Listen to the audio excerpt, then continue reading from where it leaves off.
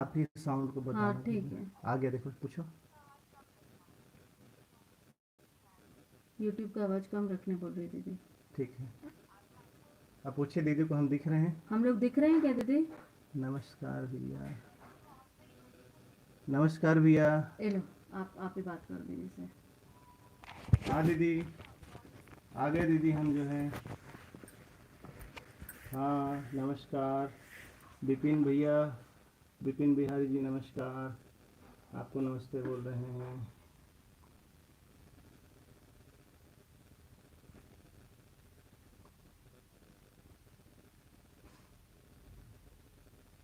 नमस्ते भैया जी, राकेश भैया जी नमस्ते।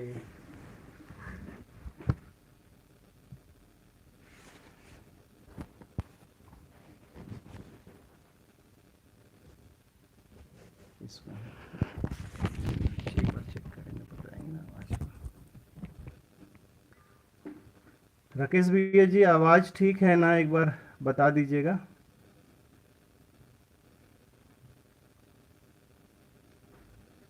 अजय जैन भैया का फ़ोन आ गया।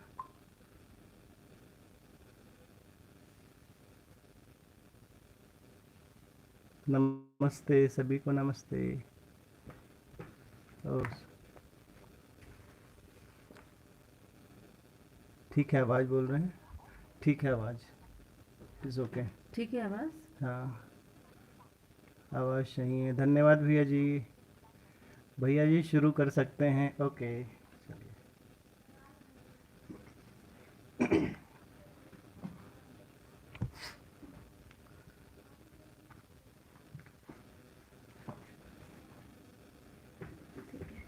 सभी को नमस्ते।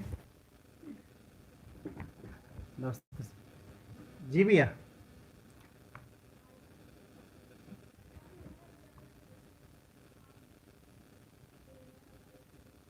सभी को नमस्ते। आवाज़ आ रही कोई है? एक रिप्लाई देंगे?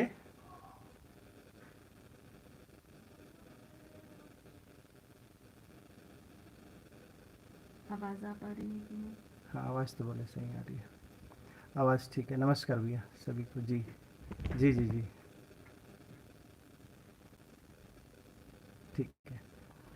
तो आज का जो अध्ययन का शुरू कर रहे हैं, और सबसे पहले बाबा जी को स्मरण करते हुए, बाबा जी के प्रति कृतज्ञता ज्ञापित करते हुए, साथ ही साथ में उस आधार पे जो है हम बहुत ही कृतज्ञ हैं, और धीरे धीरे जो है आगे बढ़ते जा रहे हैं।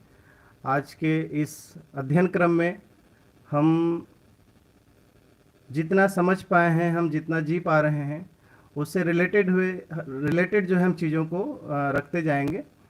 तो उसमें जो है सबसे पहले हमारे परिचय के क्रम में मैं बसंत और श्रीमती जी पूनम।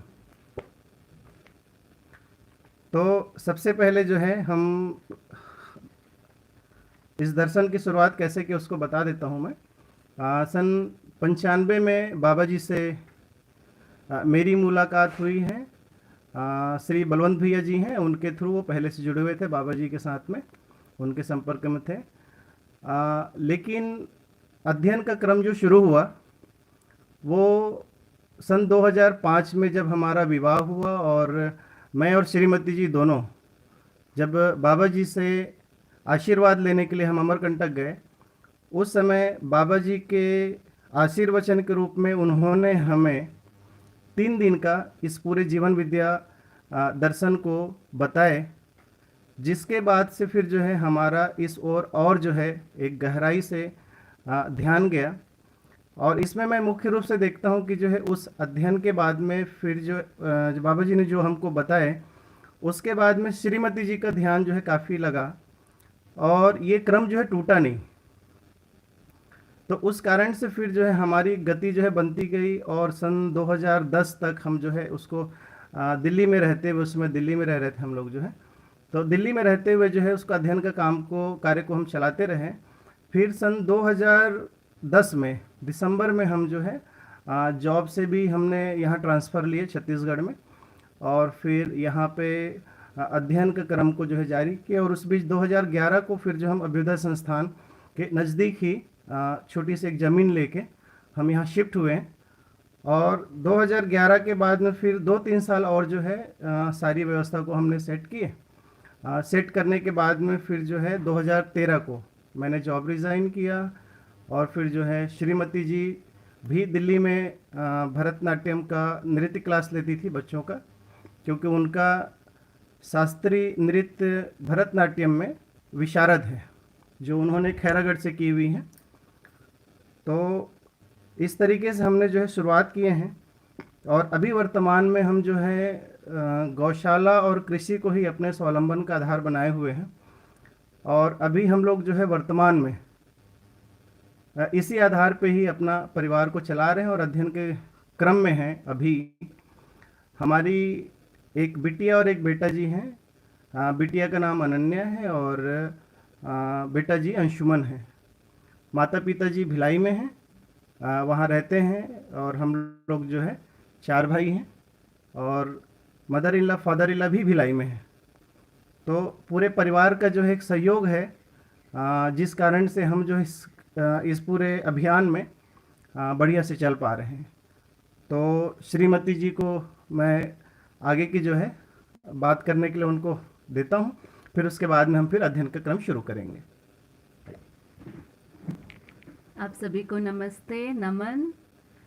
और आज की शुरुआत जैसे श्रीमान जी ने रखी है उसी अर्थ में आज जो कुछ भी है, जो भी उपलब्धि है, वो श्री एनाग्रज जी बाबा जी की वजह से ही है। उसके साथ साथ यहाँ तक की यात्रा की जो पूरी उपलब्धि का श्रेय है वो अनिल चाचा जी, सोम भैया जी, अनीता दीदी, अम्बा दीदी, इन सबको मतलब पूरे प्रतिबिंबित हैं। मेरी अभिभावक विद्यालय की सारी बहनें, तो अकेले कोई कार्यक्रम असल में नहीं होता है। और जो भी प्रस्तुति है और अभी तक की पूरी यात्रा का क्रेडिट हमारे सभी वरिष्ठ भाई बहनों को जाता है। मुख्य रूप से अभी अम्बा दीदी हैं, उनसे बातचीत शुरू कर रहे हैं, हो ही रही है। तो आगे हम बात को शुरू करते हैं। थैंक्स टू राकेश भैया। तो मैं पहले इस बात पर प्रकाश डालना चाहूँगी कि हमें अध्ययन की आवश्यकता क्यों पड़ी और किसी भी मनुष्य को अध्ययन की आवश्यकता क्यों है। जैसे हमने यात्रा को शुरू किया तो अक्सर हम देखते हैं कि जब भी कोई परिस्थिति आती है तो फिर जब भी कोई परिस्थिति आती है तो हमें पहले समस्या ही दिखाई देती है, जबकि हम मध्यस्थ दर्शन में इसका अध्ययन करते हैं कि समस्या का अस्तित्व ही नहीं, पर फिर भी समस्या ही क्यों दिखाई देती है। चाहे हमारे व्यक्तिगत पर्सनल स्तर पर देखें, चाहे फैमिली के स्तर पर देखें, चाहे सोसाइटी के स्तर पर देखें। आज की जो वर्तमान स्थिति में आज जो हम लॉकडाउन में इस सुंदर कार्यक्रम को चालू कर रहे हैं, तो इसमें तो अब धरती ही संकट में है। ये भी एक सबसे बड़ी समस्या अभी हमारे सामने आ चुकी है। अभी एक हमने भक्ति भी करके देख लिया और संग्रह पूर्वक सुविधा को भोग कर भी देख लिया। अभी व्यक्ति भी पॉल्यूटेड हो चुका है मानसिक स्तर पर, फैमिली भी पॉल्यूटेड हो चुकी है, सोसाइटी और धरती।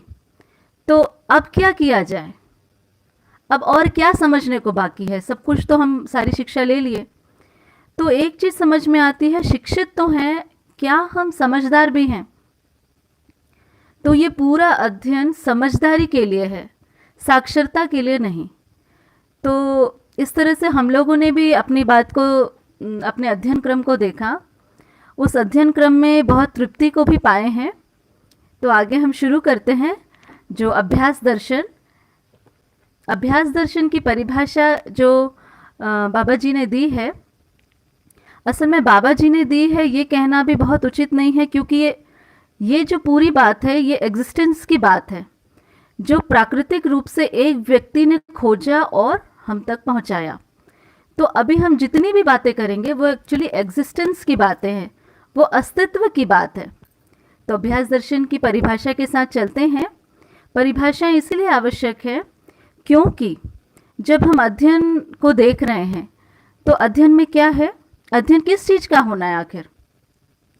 तो जो रियलिटी है एग्जिस्टेंस में, अस्तित्व में रियलिटी है, वो एक वास्तविकता, वो एक वस्तु के रूप में उपलब्ध है ही। जैसे हमने शुरुआत करी समाधान, क्या एग्जिस्टेंस में समाधान है? अगर है तो अध्ययन विधि से उसको कैसे समझें? तो कोई एक शब्द है, जैसे समाधान एक शब्द है, इसको कोई वस्तु को कोई देखा तो मनुष्य ही उसका नाम देता है। जैसे समाधान, किसी मनुष्य ने उसका नाम दिया, अब वो क्या है, वो कैसा है, मैं उसे कैसे पाऊँ? इसके लिए हम कोई परिभाषा देते हैं। परिभाषा से, शब्द से, फिर परिभाषा से हम उस वस्तु के बहुत करीब पहुंच जाते हैं, और जैसे ही जैसे हमारी प्यास बढ़ती है हम उस वस्तु को पहचान लेते हैं। फिर ये विश्वास अपने में आता है कि अब जीना मुश्किल नहीं है।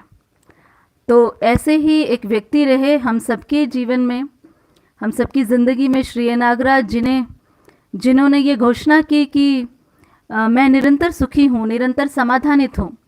ये बात जब मैं पहली बार, आज ही के दिन 17 मई 2005 को मैं पहली बार 20 मई को मैं पहली बार बाबा जी से मिली थी, तो उनका एक आकर्षक व्यक्तित्व, एक सरल व्यक्तित्व, जो वर्ग विहीन व्यक्तित्व, वो बहुत ही आकर्षित किया। बहुत समझ में नहीं आया, पर मुझे लगता है आचरण स्वीकार होना ही अध्ययन है। तो हाँ जी, तो मैं उस बात को कह रही थी कि अध्ययन के लिए शब्द, अर्थ और वस्तु को पहचानना, ये तीनों आवश्यक है। इसीलिए कभी कभी ऐसा बोरिंग लगता है कि अरे बीच में बात कर रहे हैं, क्या परिभाषाएं आ गई, पर परिभाषा विधि से ही हम वस्तु तक पहुंच पाए। तो अभ्यास दर्शन, इसकी 3 परिभाषाएं मैं पढ़ रही हूँ।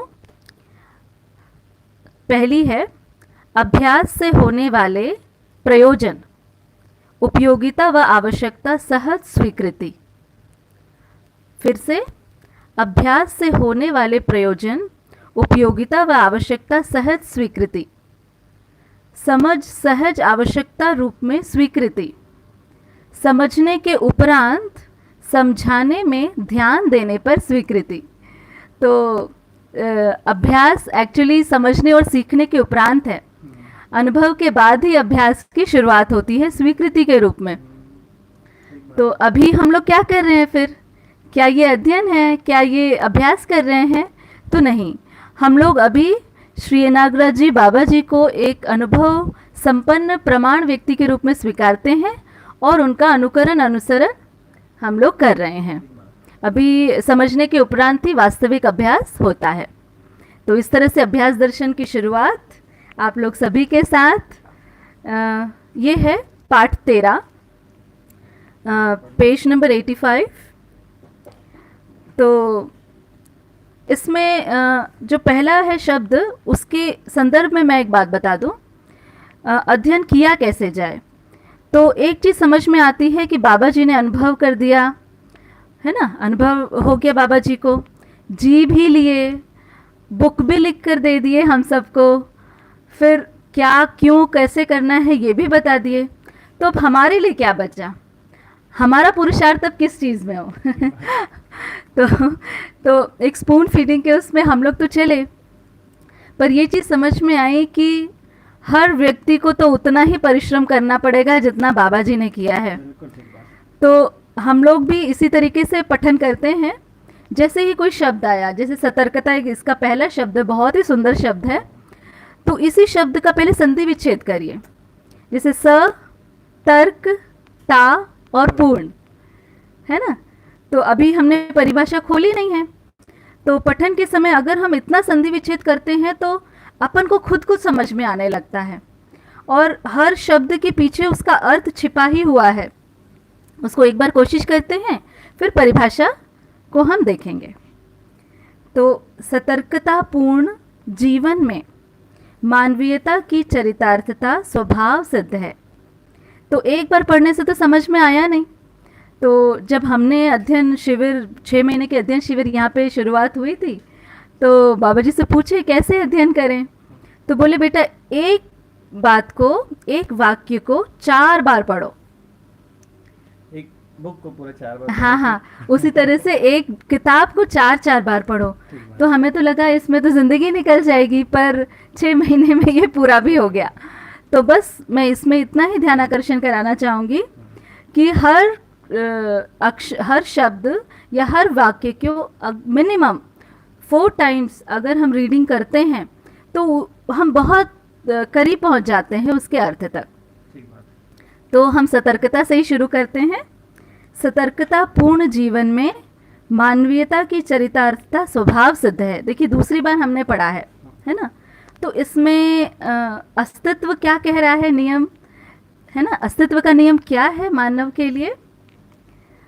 तो अगर किसी भी व्यक्ति में, मनुष्य में सतर्कता की क्रिया है ना, सतर्कता पूर्णता की क्रिया होती है तो उसमें मानवीयता का स्वभाव सिद्ध है, उसको कोई बदल नहीं सकता। तो अब ये सतर्कता है क्या चीज भाई? तो जैसे हम फिर से संधि विच्छेद करते हैं। स मतलब समाधान, तर्क, समाधान पूर्वक तर्क, ठीक है। ता कहीं पे भी आता है उसका मतलब उसकी निरंतरता है। तो समाधान पूर्वक तर्क की निरंतरता पूर्ण हो गई, बहुत बढ़िया। है ना। तो समाधान पूर्वक तर्क की निरंतरता पूरी हो गई।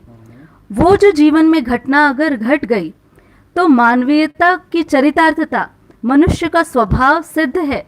ये अस्तित्व का प्रावधान है जो कोई नहीं बदल सकता। तो ये बहुत सुंदर बात। अब बीच बीच में हम लोग हमारा भी कोई जीना बहुत अच्छा नहीं है, बहुत बुरा भी नहीं है। तो हम लोग ने इसको बाबा जी के जीने में कैसे देखा, उसकी छोटे छोटे उदाहरण देने का कोशिश करेंगे। कहीं पे भी हमारी इस पूरी अभिव्यक्ति में त्रुटि होती है तो वो हमारा दोष है, मध्यस्थ दर्शन या श्री ए नागराज जी का नहीं है, क्योंकि हम अभी उनके अनुकरण में हैं, उनके जीने का हम प्रयास कर रहे हैं। तो इसमें बाबा जी जैसे समाधान पूर्वक तर्क, तो इसमें मैंने जो देखा कि जब हम तर्क करते हैं तो वो थोड़े समय के बाद में कुतर्क में बदल जाता है। हम कहीं ना कहीं अपने आप को सिद्ध करना चाहते हैं, अपनी पहचान को। तो ऐसे ही एक बार बाबा जी से मेरी ही बातचीत हो रही थी अभिभावक विद्यालय के संपर्क में। तो अभी जैसे श्रीमान जी ने बताया मेरा शिक्षा भरतनाट्यम नृत्य में हुआ है, तो बाबा जी से मैंने पूछा, बाबा जी बच्चों को हम क्या दें, कैसे सिखाएं नृत्य, क्यों सिखाएं नृत्य, क्योंकि मैं तो लगभग नृत्य को छोड़ चुकी थी। और बाबा जी ने मेरा यू टर्न लिया और उनके समाधान पूर्वक तर्क से ही मेरा यू टर्न हो पाया और आज कुछ किताबें लिख पाए हैं हम लोग। तो वो बातचीत क्या थी वो मैं बता रही थी। तो हम पूछे बाबा जी क्या है, क्यों सिखाएं नृत्य, तो समाधान पूर्वक तर्क की निश्चितता कितनी है, एक ही लाइन में उन्होंने उत्तर दिया, शरीर को स्वस्थ रखने के लिए नृत्य को सिखाना है। बहुत सुंदर। समाधान पूर्वक तर्क में अनेकता है ही नहीं, विविधता है ही नहीं, केवल नियंत्रण है, केवल संतुलन है और ऐसा जवाब है जो हर व्यक्ति को स्वीकार होता है। तो इस तरह से समाधान पूर्वक तर्क, और ऐसा नहीं कि वो तर्क सदियों बाद बदल गया या 10 वर्ष बाद मैं सोचूं कि वो तर्क बदल गया, ऐसा भी नहीं है। तो इस तरह से एक छोटी सी बात, समाधान पूर्वक तर्क की निरंतरता मानवीयता की चरितार्थता स्वभाव सिद्ध है, हर देश काल में सिद्ध है। तो इसके आगे, ये तो हमारा एक टाइटल था, अब इसके आगे चलते हैं। हाँ। यही व्यक्तित्व एवं प्रतिभा का संतुलन जीवन प्रतिष्ठा है। यही तो ये एक लाइन है, हम लोग कोशिश कर रहे हैं हम पति पत्नी साथ में इसको कर पाएं। तो ये जो पहली लाइन है, यही व्यक्तित्व एवं प्रतिभा का संतुलन जीवन प्रतिष्ठा है।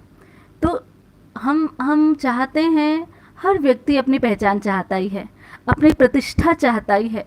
तो जीवन की प्रतिष्ठा किसमें है उसको बताया है, जब हमारा प्रतिभा मतलब समझदारी और व्यक्तित्व मतलब आहार विहार व्यवहार का संतुलन। तो समझदारी के अनुरूप आहार हो गया, समझदारी के अनुरूप विहार हो गया, समझदारी के अनुरूप व्यवहार हो गया। यही है हर व्यक्ति की प्रतिष्ठा।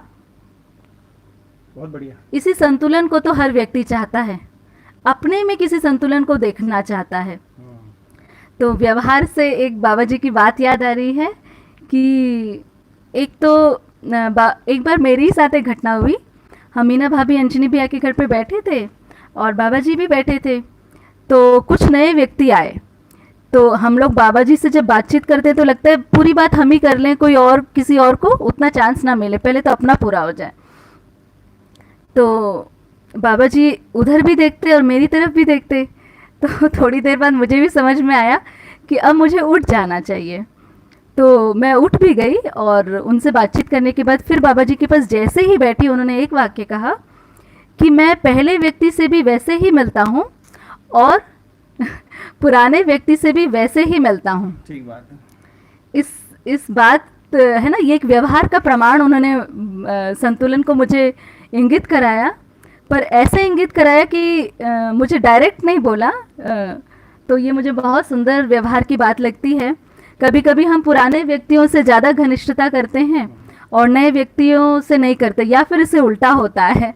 इसी का आधार है एक्चुअल में, आप देखेंगे तो जो अगली लाइन है कि यही मानवीय संस्कृति एवं सभ्यता का साकार रूप है, जिसका सामान्यीकरण ही मनुष्य की 10 सोपानी व्यवस्था में सफलता एवं चरितार्थता है।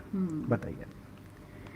तो एक और व्यवहार की बात, आप ही की बात से मुझे याद आ रही है कि कई बार बाबा जी बहुत स्नेहपूर्वक भी बोले, और मतलब हम सोचते हैं व्यवहार मतलब हमेशा हमें धीरे और प्यार से बोलना है, पर बाबा जी कभी तेज से भी बोले हैं, और इतने तेज से भी बोले हैं कि ऐसा लगता है कि बाप रे, है ना।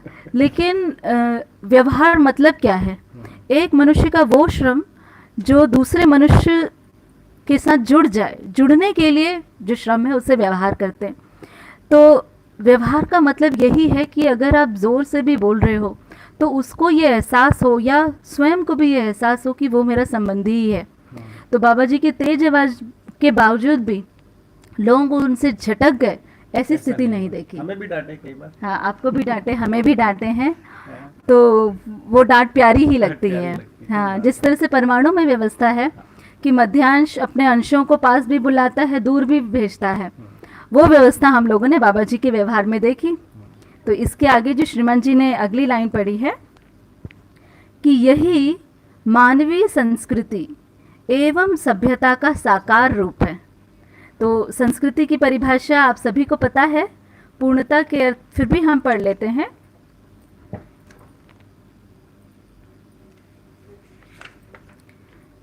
संस्कृति की परिभाषा है जी, संस्कृति की परिभाषा है पूर्णता के अर्थ में की गई कृतियाँ, दर्शन, वाद, शास्त्र, मानवीयता पूर्ण व्यवस्था में भागीदारी। तो कई बार मैंने इसको ऐसे फील किया है कि कई बार कुछ व्यक्तियों को या परिस्थितियों को हम टाइम पास कर देते हैं। मानवीय संस्कृति जब समाधान पूर्वक तर्क की निरंतरता स्वयं में होती है तो पूर्णता के अर्थ में ही सारी कृतियाँ होती हैं। ये हम जो पूरा अध्ययन है, अस्तित्व का अध्ययन कर रहे हैं और एक जागृत मानव का अध्ययन कर रहे हैं। तो एक जागृत मानव कैसा है? उसका हर कार्यकलाप कायिक, वाचिक, मानसिक, कृत्यकारित, अनुमोदित सारा क्रियाकलाप पूर्णता के अर्थ में ही है। तो जैसे दर्शनवाद शास्त्र पढ़ने में शुरुआती दौर पे थोड़ी कठिनाई होती है, लेकिन बाबा जी के साथ जीने में, उनके साथ बातचीत करने में कठिनाई नहीं होती, क्योंकि वो स्वयं में जिए हुए दर्शनवाद शास्त्र के रूप में खुद ही ज्ञाता है, एक मानव है। हाँ, उसके ज्ञाता हैं। तो मेरी एक दिन अम्बा दीदी से बात हो रही थी, तो देखिए हम ये पूरे उदाहरण बाबा जी का ही इसलिए दे रहे हैं क्योंकि अभी वही हमारे लिए अध्ययन की वस्तु हैं। एक्चुअल में हम लोग देखते भी हैं उस चीज़ को, जो है कि अगर किसी की जो है कॉपी करना है तो हमको लगता है कि बाबा जी ने जिस तरीके से जिए हैं, एक अवसर भी मिला बाबा जी के साथ में काफ़ी लंबा जो है साथ में बातचीत करने का, रहने का।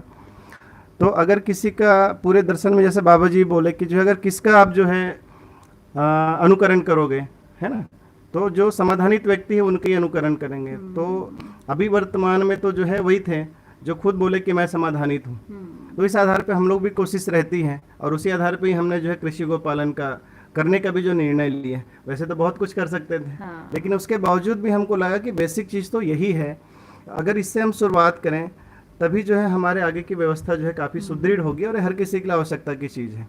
इस तरीके से हम इसको देख पाते हैं आगे चल। तो मैं मानवीय संस्कृति की एक छोटी सी झलक बाबा जी के परिवार में अम्बा दीदी से बात होते होते एक झलक देखी। तो मैंने पूछा कि बाबा जी, दीदी अभी जैसे बाबा जी हैं नहीं, और व्यवहार के मामले में हम लोग बहुत कम पड़ जाते हैं पूरी व्यवस्थाओं के बावजूद, तो आप लोग कैसे जीते थे? तो दीदी बोली कि हमारे परिवार में शुरू से दिखावा नहीं रहा। कोई चाहे हमारे ही घर में हो, कुछ भी खा के हम सो जाते थे पहले भी। आज भी कोई आता है तो ये बनाना है, वो बनाना है, ऐसा कोई बात हमारे पास नहीं रहता। जो है वो हमें अच्छा लगता है, तो जो आएंगे उन्हें भी अच्छा ही लगेगा। तो मुझे लगता है ये मानवीय संस्कृति की बहुत सुंदर झलक है, हम लोग सभी के लिए प्रेरणा की बात है। कई बार खिचड़ी खाए बाबा जी के यहाँ। हाँ। बहुत सारे लोग के साथ में। ठीक बात है। तो इसके आगे चलते हैं। संस्कृति और सभ्यता की परिभाषा है सार्वभौम व्यवस्था में भागीदारी करना, जी। जिसका सामान्यकरण ही मनुष्य की 10 सोपानीय व्यवस्था में सफलता एवं चरितार्थता है। तो जब मानवीय संस्कृति सभ्यता में व्यक्ति पूर्णता की स्थिति में जीता है, उसका सामान्यकरण कैसे हो? कभी कभी ऐसा लगता था कि बाबा जी इतने स्पेशल, तो उन्होंने मतलब अपना सामान्यकरण कैसे किया? तो ये जो पूरा ज्ञान है वो व्यवस्था के लिए समर्पित किया। मतलब परिवार व्यवस्था, परिवार समूह व्यवस्था से लेकर विश्व परिवार व्यवस्था तक, अगर ये व्यवस्था हो गई तो पीढ़ी दर पीढ़ी पूरी परंपरा में ओतप्रोत रूप में ज्ञान का प्रवाह होने ही लगेगा। इसी तरीके से एक जागृत व्यक्ति अपने आप को सामान्य करता है, अपने ज्ञान को सामान्य करता है। और इससे मुझे अभी अम्बा दीदी की एक बात एकदम याद आ गई कि मैंने पूछा कि दीदी आप लोग को बाबा जी के पास इतना ज्ञान था, वो तो शुरू से श्रृंगेरी मठ के वेद उपनिषद के उस परिवार में रहे हैं जो प्रकांड विद्वान रहे, ऊपर से उन्होंने समाधि संयम विधि से अनुभव को भी प्राप्त कर लिया, इतने ज्ञानी व्यक्ति, तो बाबा जी आप लोग को कैसा बनाना चाहे? क्योंकि हम कुछ बनते हैं तो हमें लगता है हमारे बच्चे भी वैसे ही बने, और उनके बच्चों में किसी भी प्रकार की स्पेशल होने की प्रवृत्ति नहीं दिखती। तो दीदी ने बोला कि उनके पिताजी ने संस्कृत और इंग्लिश भी बच्चों को नहीं सिखाई, जबकि बाबा जी को इंग्लिश और संस्कृत में काफ़ी वो विद्वान रहे। तो इतना सामान्य पाला है। फिर मैंने पूछा क्या फिर आपको दिखा? तो नॉर्मल स्कूल्स में हम पढ़े, और दर्शन के लिए बहुत फोर्स नहीं किए बाबा जी किसी भी बच्चे को। बोलते थे हाँ तुम्हें समझना चाहिए, पर दीदी ने बोला स्वेच्छा से कि भाइयों को समझने की उतनी इच्छा नहीं थी, तो कभी मनवाने की कोशिश नहीं की। मुझे लगता है सभ्यता का ये बेहतर उदाहरण है कि नहीं तो हम कहीं ना कहीं अपने जीवन विद्या को बहुत श्रेष्ठ मानते हैं, या जो भी जिस चीज़ को श्रेष्ठ मानता है उसके बाद एक बाध्यता सी सभ्यता में आ जाती है। ये जो है एक जो 10 सोपानी व्यवस्था की सफलता एवं चरितार्थता की जो बात है, उसका जो है एक जो परिवार इकाई है, जिसको बाबा जी बोले हैं कि परिवार एक जो मूल इकाई है, तो शुरुआत में जो है ना, अगर हम आगे उसको कैसे होगा ऐसे देखते हैं, क्योंकि 10 सोपानी व्यवस्था काफ़ी बड़ी चीज़ है, उसका जिक्र हम कल करेंगे। वैसे जो है एक डिटेल में कल 10 सोपानी व्यवस्था की बात करेंगे ही, लेकिन फिर भी जो है अभी मुख्य रूप से जो है अभी जो शुरुआत है उसमें हम देखते हैं कि बाबा जी के जो परिवार में जिस तरीके से जो है पूरी एक व्यवस्था रही, वो हमको एक प्रेरणा देती है कि कैसे जो है परिवार में एक सामान्यकरण के साथ में एक दूसरे का ध्यान रखते हुए एक दूसरे की श्रेष्ठता कैसे और बढ़ते चले जाए, वो सबका ध्यान रखते हुए पूरा जो है परिवार चलते रहे। हाँ, तो वही अम्बा दीदी ने बोला कि हमको कहीं भी स्पेशल बनाने की कोशिश नहीं की बाबा जी ने।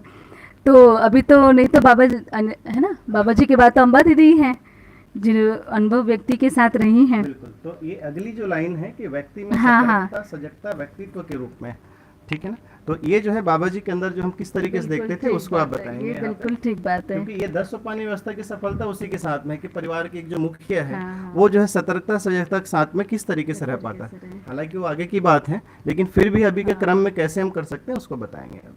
श्रीमान जी मुझे ज़्यादा फैलने नहीं दे रहे हैं, तुरंत दूसरी लाइन ले आते हैं, ये अच्छी भी बात है, पर जैसे जैसे वो स्मृतियाँ आती हैं बहुत अच्छा लगता है। खैर आगे चलते हैं। तो पूरी सामान्यीकरण व्यवस्था के लिए है, ये बात बहुत महत्वपूर्ण है, जो मेरे को भी अभी और ध्यान आई है और आपको भी ध्यान आई होगी निश्चित रूप से। तो व्यक्ति की सीमा में अब ये सतर्कता व्यक्ति में कैसे है, परिवार में कैसे है, समाज में कैसे है, अंतर्राष्ट्र में कैसे है, इसको अब उन्होंने बताया है ना। तो सतर्कता अभी हम सोचते हैं कि केवल व्यक्ति की सीमा में नहीं, उसका जो भी खुशबू है उसका फैलाव है। खुशबू का फैलाव, व्यक्ति का फैलाव कहाँ होगा? परिवार में होगा। परिवार का फैलाव समाज में, समाज का पूरा फैलाव मुख्य रूप से अखंड समाज में।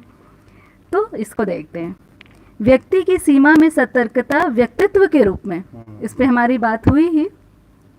तो सतर्क और ता है ना, समाधान पूर्वक तर्क की निरंतरता व्यक्ति में, त्व उसके व्यक्ति के त्व में है, उसके आचरण में, मतलब पांडित्य, निपुणता और कुशलता। इसी के साथ सतर्कता का फैलाव फिर परिवार में कैसा है? समाधान के रूप में। तो इसी से फिर एक बात याद आ रही है मुझे कि मैंने पूछा व्यवहार में दीदी आप लोग कैसे करते थे? ऊंच नीच तो होती ही होगी, क्योंकि जब आप लोग छोटे थे तब तक तो ठीक रहता है, फिर जब बहुएं आई तो परिवार बढ़ा, फिर नाती पोते तो कैसे करते थे? तो अम्बा दीदी ने बोला परिवार की सीमा में समाधान को हम लोग इस तरह से देखें कि एक तो एक व्यक्ति को समझदार होना ही पड़ता है, तो और चुप रहकर इंतज़ार करना होता है दूसरे के समझने का। भाई कब तक होगा, समझेगा ही ना। तो वो जो प्रतीक्षा अम्बा दीदी ने बोली वो मुझे बहुत ही क्लिक करी कि प्रतीक्षा करनी होती है। तो जब समाधान पूर्वक तर्क स्वयं में हम मेहनत करके स्थापित करते हैं तो प्रतीक्षा करना एक स्वाभाविक प्रक्रिया होती है, वो स्वभाव में आता है। तो इस तरह से अम्बा दीदी ने व्यवहार की परिवार में समाधान के बताया कि अपना पराया की दीवार तो बाबा जी के परिवार में कभी रही ही नहीं, चाहे संपर्क के व्यक्ति ही क्यों ना रहे हों। तो विपरीत परिस्थितियों में भी हम प्रतीक्षा कर पाएँ, तो ये मुझे लगता है मानवीय संस्कृति सभ्यता का एक सफल स्वरूप होगा परिवार में। इसके आगे समाज की सीमा में, अभी यही सतर्कता समाज की सीमा में कैसे इसकी सुंदरता, इसकी खुशबू क्या है? वो है अखंडता के अर्थ में। तो अभी अनेक वर्ग, अनेक जाति, अनेक धर्म, अनेक मानसिकताएं हैं, अनेक पंथ, ये सब हमें दिखते ही हैं। तो जब हर एक व्यक्ति सतर्कता के साथ है, हर एक परिवार समाधान पूर्वक तर्क की निरंतरता के साथ है, तो फिर समाज कैसा होगा? क्या सुंदर होगा समाज की स्थिति, कितनी सुंदर होगी समाज की स्थिति कि क्योंकि हम लोगों ने कभी को सुन पाएंगे एक्चुअल में जो है ना। समाज की स्थिति वो हो कि मैं ही सही हूँ, इस बात को रखने के बजाय कि अगला भी सही है, उसको सुन पाए, उसको समझ पाए। हाँ। बात तो वहाँ पे जाती है। हाँ, और इससे भी महत्वपूर्ण है, ये तो आपने परिवार की स्थिति बताई, देखिए समाज का रूप क्या है। समाज में हम क्या क्या देखते हैं? हम देखते हैं शिक्षा, हम देखते हैं उत्पादन, है ना, जो परिवार और समाज दोनों में है। मुख्य रूप से शिक्षा और नेटवर्क प्रॉब्लम थोड़ी सी आ रही है क्या? नहीं, ठीक है, ओके। शिक्षा, समाज, स्वास्थ्य, उत्पादन, विनिमय, न्याय, ये सब समाज की चीज़ें हैं जो अब थोड़ी बदरंग सी हो चुकी हैं। तो जो थोड़ी क्या बहुत ज़्यादा व्यापारिक टाइप से हो चुकी है। तो हमने कभी शायद अखंडता का भास ही नहीं किया। तो हम लोग क्या अखंडता शब्द से, मुझे तो बहुत इंगित नहीं होता है, मतलब कल्पनाओं में ही इंगित होता है कि धरती अखंड है, मानव जाति अखंड है। हम लोग का वो लेवल ही नहीं रहा, लेकिन वो बाबा जी के जब हम अनुकरण करते हैं तो वो देख पाते हैं कैसे अखंडता।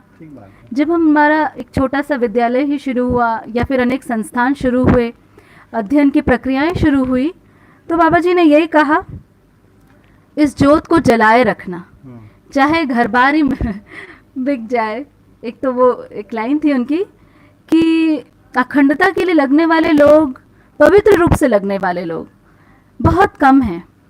और या फिर हम भी कहीं जीवन विद्या ग्रुप कहीं हमारा भी तो एक समुदाय नहीं बनते जा रहा है ना। समुदाय खैर एक मानसिकता है, लेकिन ये एक बहुत ही बारीक लाइन मुझे दिखती है समाज और समुदाय में, कि हम समुदाय तो नहीं बना रहे हैं ना। कहीं जीवन विद्या ग्रुप, मैं जीवन विद्या से इतने साल से जुड़ी हूँ, मैं अस्तित्व से कितने साल से जुड़ी हूँ, मैं मानव को कितने साल से पहचानती हूँ। यही अपने में अखंडता को हम देख पाते हैं। ठीक बात। तो अखंडता का सुंदर स्वरूप की शुरुआत अभिभावक विद्यालय और अनेक संस्थान जो हमारे मानवीय शिक्षा शोध संस्थान के रूप में है, जो वाकई व्यापार मुक्त है, इसके तो हम लोग ही गवाही हैं। और ये बहुत सुंदर व्यवस्था बनती ही जा रही है। देखें तो जो है पिछले 10 सालों में कि बहुत सारे संस्थान खड़े हुए, बहुत सारे परिवार खड़े हुए हैं कुल मिला के जो है। ठीक बात है। और हर परिवार में है इतने दर्शन की समझ के साथ में, और कैसे हम जो सहस्तित्व पूर्वक जी पा रहे हैं, हम यहाँ भी आसपास में देख रहे हैं और पूरे देश भर में हम देख पा रहे हैं इसको। तो जो है कि वाकई में जो एक अखंडता की बात जो बाबा जी ने किए हैं, उसका एक स्वरूप तो दिख रहा है अभी। हाँ, ये बिल्कुल ठीक बात है। सारी जगह पे उसका एक स्वरूप तो हमें दिख रहा है। और आपस में भी जो जिस तरीके से पहले एक अपने अपने विचार चलते थे, वो जुड़ने लगे हैं अब जो है ना। तो ये जो अगला जो लाइन है ना कि अंतर्राष्ट्रीय की सीमा में सहअस्तित्व के रूप में, ठीक बात है कि तो आप व्यवस्था सहअस्तित्व की बात कर रहे थे। जी हाँ, ठीक बात है, व्यवस्था की सीमा में निर्विषमता के रूप में। हाँ। तो ये जो है कि यही सतर्कता व्यवस्था की सीमा में निर्विषमता के रूप में। तो ये निर्विषमता क्या चीज़ है? निर्विषमता की फिर से परिभाषा से चलते हैं। निर्विषमता अर्थात जिस परस्परता में ह्रास के लिए कोई संभावना ही ना हो। फिर से कितनी सुंदर परिभाषा है, जिस परस्परता में ह्रास के लिए कोई संभावना ना हो, ये है निर्विषमता। तो व्यवस्था में सतर्कता कैसी है? निर्विषमता के रूप में। मतलब ह्रास मतलब डाउनवर्ड्स, हमारा क्या बोलेंगे उसको, ह्रास को सरल भाषा में डाउनफॉल जिसको हम कहते हैं, उस तरीके से निर्विषमता है ही नहीं पूरी व्यवस्था में। मतलब हमें ये आगे बढ़ने का ही क्रम है, व्यवस्था जो पूरी जो है प्रकृति है का ही क्रम है, उसका मध्यस्थ ही क्रम है। जैसे अध्ययन कर रहे हैं ये सही जा रहा है नहीं, पॉइंट कि हम मध्यस्थता में जा रहे हैं। मध्यस्थ में न हम अधिमूल्यन करते हैं न हम अवमूल्यन, तो हम निर्विषमता की स्थिति में है। इसके आगे अंतर्राष्ट्र की सीमा में ऐसा है। तो अंतर्राष्ट्र की सीमा में अंतर्राष्ट्र का अभी जैसे अंतर्राष्ट्र एक तो ये होता है, देशों की परस्परता को हम या राष्ट्रों की परस्परता को अंतर्राष्ट्र कहते हैं, पर बाबा जी ने यहाँ पर अंतर्राष्ट्र धरतियों के बीच की व्यवस्था को बोला है, उसको एक नाम दिया है अंतर्राष्ट्र। तो अंतर्राष्ट्र की सीमा में सह अस्तित्व के रूप में, जिसके लिए ही मानव में चिर पिपासा है। पिपासा का मतलब प्यास है। तो मानव की जो सदियों से जो प्यास रही है, वो यही प्यास रही है कि कैसे अनेक धरतियों में संतुलन स्थापित हो, जिससे हर धरती अपने वैभव को प्रकाशित कर पाए। हाँ, और इस अपने जो है इस धरती के लेवल पर भी जो है जो राष्ट्र बने हुए हैं, है ना, उस राष्ट्र में कैसे जो है सहअस्तित्व हो जाए, आपस में एक हो जाए, है ना। यही जो है मुख्य रूप से प्यास है मानव जाति की, कि हम साथ साथ रहें, एक तरीके से रहें, एक विचार से रहें, एक मन से रहें। ठीक बात है। यही है फाइनली जो है जो फाइंड आउट होना है, वो यही होना है कि कैसे हम जो है एक व्यवस्था में जी पाएं, एक मन एक विचार से पूरा। ये है इसकी चिर पिपासा के रूप में मुख्य। ठीक बात है। अभी नहीं तो एक वस्तु को आप कुछ और समझ रहे हैं, मैं कुछ और समझ रही हूँ, इस तरीके से, है ना, सही सार्वभौम रूप से सही को पहचान पाना बहुत मुश्किल हो पाया। इसीलिए जो है अभी देखिए कुल मिला के जो है ना, आगे की लाइन में दिए भी हैं बाबा जी कि वाद त्रय संयुक्त कार्यक्रम ही अभ्युदय है। तो वाद को लिख के भी दे दिए बाबा जी कि एक्चुअली बातचीत क्या होनी है। हाँ। है ना, आप देखेंगे कि जो है जनवाद के रूप में बाबा जी ने लिख के दी कि बातचीत क्या होनी चाहिए। अभी मुख्य रूप से देखा जाए तो वाद क्या होना है, आपस में दो व्यक्ति मिलते हैं या फिर दो संस्था कहीं पे जाके मिलती है, तो उसमें बातचीत क्या करना है ये भी नहीं है उसका मुद्दा। तो बिल्कुल ठीक बात है। वाद का अर्थ है यहाँ पर विचार, है ना, और वाद त्रय है जनवाद, समाधानात्मक भौतिकवाद, व्यवहारात्मक जनवाद और अनुभवात्मक अध्यात्मवाद, इन तीनों वाद त्रय की संयुक्त कार्यक्रम ही अभ्युदय है। तो विचार ही मुख्य रूप से मनुष्य का एक क्या बोले सॉफ्टवेयर है, जिसके द्वारा ही हम संवाद करते हैं। हमारे जैसे विचार हैं वही बातचीत होती है, वही संवाद होती है। तो अभी वाकई ये हर एक देश आपस में जितने कॉमनवेल्थ गेम्स है, चाहे कोई भी बड़े बड़े देशों की जो बैठकें होती हैं या बड़े संस्थानों की बैठकें होती हैं, उनमें मुद्दा क्या रखें, या धरती के लिए हमारे पास मुद्दा क्या है, तो वो क्या मुद्दे हों, किन मुख्य निर्णयों पर हम बात करें, किन मुख्य मुद्दों पर हम बात करें सार्वभौम व्यवस्था के लिए, तो वो मुद्दे तक बाबा जी ने लिख के दिए हैं। अभ्युदय का अर्थ है सर्वतोमुखी संवाद। तो हर मनुष्य क्या चाहता है? सुख, है ना। हर मनुष्य क्या चाहता है? शांति। लेकिन जब हम बातचीत शुरू करते हैं, चाहे दो महिलाएं हो तो दो पुरुष हो, पुरुष जनरली बात करें अच्छा कैसे चल रहा है पॉलिटिक्स, और महिलाएं बात करती कैसा चल रहा है घर बार या बच्चे, और कुल मिलाकर हम ये भ्रम अभी भी हमारे बीच में भी हो जाता है कि सार्थक संवाद छूट जाता है। सार्थक संवाद हमारा छूट जाता है। तो क्या विचार से क्या संवाद करें? तो अभ्युदय के अर्थ में, सर्वतोमुखी समाधान के अर्थ में ही वाद त्रय संयुक्त का कार्यक्रम यही है, जहां यही एक पॉइंट है जहां से हम सतर्कता तक पहुंच सकते हैं। हाँ, बिल्कुल ठीक बात है। एक्चुअल में जो है अभी तो क्रम आगे आएगा वाद का, तो मुख्य रूप से जो है जिस तरीके से जो है अभी का जो भौतिकवाद चल रहा है द्वंद्व के रूप में, किस तरीके से जो है समाधानात्मक हो जाएगा, उसकी बहुत अच्छी डिटेल में जो है बाबा जी ने उसमें बताए हैं।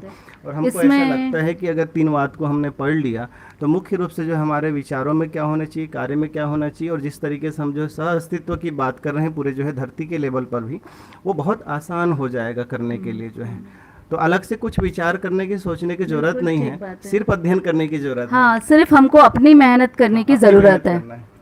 बिल्कुल अपनी मेहनत करने की तो ज़रूरत है। इसी में मुझे एक बात याद आ गई बाबा जी की, कि अभ्युदय से तो नृत्य के संदर्भ की ही बात बताऊंगी। एक अभिनय एक बड़ा शब्द है। क्या हम सभी अभिनय कर रहे हैं बाबा जी का? क्या अभिनय देखना बुरी बात है? क्या अभिनय करना बुरी बात है? अभिनय मतलब नाटक सोचते हैं। तो जब बाबा जी से नृत्य को लेकर ही बात हो रही थी, तो देखिए योगा पीटी इसमें अभिनय नहीं है ना। ये स्वास्थ्य के लिए कुछ आसन व्यायाम है, पर नृत्य में अभिनय भी है, रस भी है और स्वास्थ्य भी है। तो यही वाद त्रय से याद आया, क्योंकि बाबा जी के साथ में संवाद होते रहते थे। तो अभिनय पर जो उन्होंने परिभाषित किया है, क्या सतर्कता समाधान पूर्वक तर्क से मुझे बताया कि समाधान के अर्थ में विनय ही अभिनय है। समाधान के अर्थ में विनय ही अभिनय है। तो हम अभी क्या कर रहे हैं? हम आप सभी समाधान के अर्थ में विनय पूर्वक बातचीत ही तो कर रहे हैं। अभी भी जो कर रहे हैं। हाँ, ये सब अभ्युदय के अर्थ में जो विनय है, यही अभिनय है। तो हम सभी बढ़ना ही चाहते हैं अभ्युदय की ओर, बाबा जी जैसे हम बनना चाहते हैं, है ना। बाबा जी बोलते थे मैं तो मिनिमम ब्यूटीफुल हूँ, तो हम और मैक्सिमम की ओर जाना चाहते हैं। तो ये इसी उसमें वाद की मैं बात कर रही थी कि सार्थक संवाद यही है। उसमें सार्थक संवाद में एक नियंत्रण है, एक संतुलन है, जो हर मनुष्य को स्वीकार होता है। इसके आगे प्रत्येक व्यक्ति एवं संस्थाएं 10 सोपानीय व्यवस्था में अभ्युदयार्थ भागीदार है। तो प्रत्येक व्यक्ति या फिर कोई संस्था है, उसका भागीदारी कहाँ हो, कहाँ तक हो, तो उसका बता रहे हैं। एक 10 सोपानी है जो अस्तित्व का नियम है। जैसे पेड़ पौधे का क्या नियम है कि वो बीजानुषंगी है। पशु पक्षी का क्या नियम है? वो वंशानुषंगी है। इस तरीके से अपनी परंपरा को आगे बढ़ा रहे हैं। तो मनुष्य का भी तो कोई अस्तित्व में नियम होगा ना। वो बाबा जी द्वारा आया, ये एक अलग बात है, क्योंकि कोई एक व्यक्ति तो खोजेगा ही। हाँ। तो उसमें क्या नियम है? अब हमारा भागीदारी क्या हो? हमारा पुरुषार्थ कर लिए, सब कुछ पा लिए, अब भागीदारी क्या चीज़ के लिए करें? तो उसमें भागीदारी है कि व्यवस्था बनाने के लिए, मानवीय व्यवस्था बनाने के लिए, है ना, परिवार में मानवीय व्यवस्था बनाने के लिए भागीदारी करें हम। अपने गांव में, अपने मोहल्ले में मानवीय व्यवस्था बनाने के लिए भागीदारी करें। हम ऐसे ऐसे विश्व परिवार तक व्यवस्था बनाने के लिए हम लोग अपनी अपनी भागीदारी करें। तो इसमें भी मुझे अच्छा आगे ही चलते हैं, कुछ किस्से। इसमें जो है एक बात जो है और लिखे हुए हैं वो स्पष्ट है कि प्रत्येक व्यक्ति एवं संस्थाएं 10 सोपानी व्यवस्था में अभ्युदयार्थ भागीदार है। इसका मतलब है कि देखिए अभी भी जो है अगर हम पूरी धरती की व्यवस्था देखें तो 5 आयाम पे ही कार्य हो रहे हैं, है ना। लोग उत्पादन ही कर रहे हैं, लोग विनिमय ही कर रहे हैं, है ना? और सब स्वास्थ्य में ही भागीदारी कर रहे हैं, न्याय व्यवस्था में भागीदारी कर रहे हैं, शिक्षा व्यवस्था में भागीदारी कर रहे हैं, कर तो वही रहे हैं। एक्चुअल में उसको जो व्यवस्थित करने की बात है तो 10 सोपानी व्यवस्था धरती में है ही है, जिसकी बात अपन कल करेंगे ही, अस्तित्व में है कि ही। अस्तित्व में है।